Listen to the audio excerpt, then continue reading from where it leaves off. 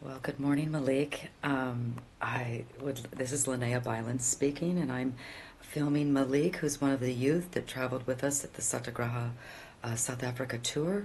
We've just completed the tour, and we're going to talk to Malik a little bit about his experience. So let's start maybe by you introducing yourself, Malik. My name is Malik Thompson. I'm 19 years old. I'm from Washington, D.C., and I currently work at the Gandhi Institute for Nonviolence in Rochester, New York, where I work as a youth educator, working with high school and middle school students, teaching them about nonviolence and social justice.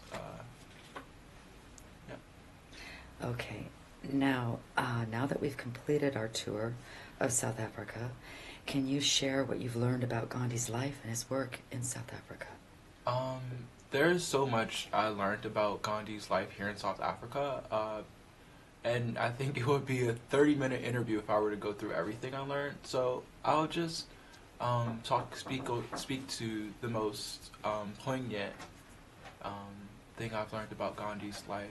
When we traveled to the Phoenix Ashram in Durban, outside of Durban, Ela Gandhi. Well, we went there twice, but on our second visit, Ela Gandhi, Gandhi's youngest granddaughter, led us through the house she grew up in, and she was speaking to us about um, the transformation Gandhi underwent while he was living in South Africa. When he first arrived there, he was not interested in working with the black South Africans. It seemed that he had some very profound anti-black sentiments, and she was talking about this in the context of people in modern times, today's world, using that period of time to completely throw Gandhi under the bus, to saying that he was an anti-black racist and this and that. And she spoke about the transformation he underwent. Where that is true, like she spoke about how he did have those sentiments, and he also underwent a transformation in which he was looking to build coalition with the black South Africans, and changed his mind about many things throughout his life, and just understanding like um, the ways in which Gandhi became. He wasn't just born thinking the way in which he thought. This was a process of transformation. Made me more. It made Gandhi more accessible to me. Oh, wonderful. Thank you, Malik. Um, can you talk a little bit about what impacted you relative to what you learned about apartheid and the struggle that the South Africans had to live through?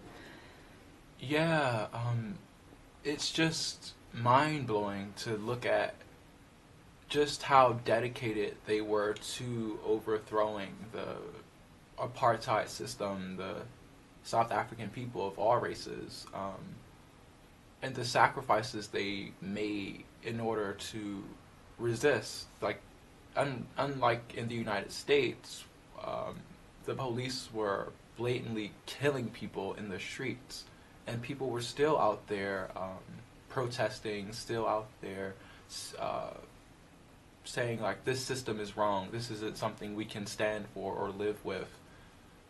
It's just, it gives me chills to think about how brave and dedicated these people were, and it's something that I would like to incorporate into my own work, no matter what that be. It's just stunning. Thank you, Malik. Um, you've talked about some of the highlights relative to Gandhi and South Africa, the apartheid. Are there any other highlights that you'd like to share that impacted you? Mm. It's difficult because there are so many amazing things that happened on this tour. It's difficult to draw out one, especially when it's all still so fresh.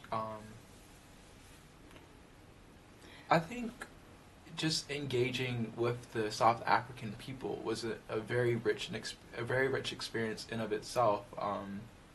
I've noticed that the people here just really love this country. Just um, a very warm embrace of the people and the land. It's extremely inspiring to see. They're extremely hospitable, extremely warm, very friendly. People just talk to me. Um, just the engaging with the South African experience. I guess I'm hearing that that comes from the indigenous people's philosophy of Ubuntu. Just love of people, love of the land. It's extremely inspiring to encounter that, to see it um, embodied in so many people and so many different types of people. It's wonderful. Beautiful.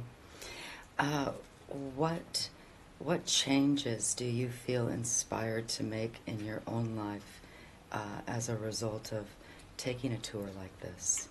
Well, this being my first time traveling abroad, it makes me want to like do this more, travel abroad more, and not just travel abroad, but do it with a really meaningful purpose.